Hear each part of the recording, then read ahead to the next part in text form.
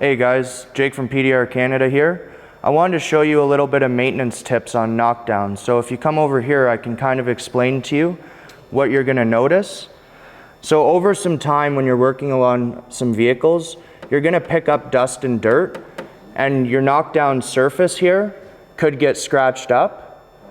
It's not really a hard problem to fix. All I really do is I grab a buffer, and it could be like pretty much any type of compound. It doesn't have to be special.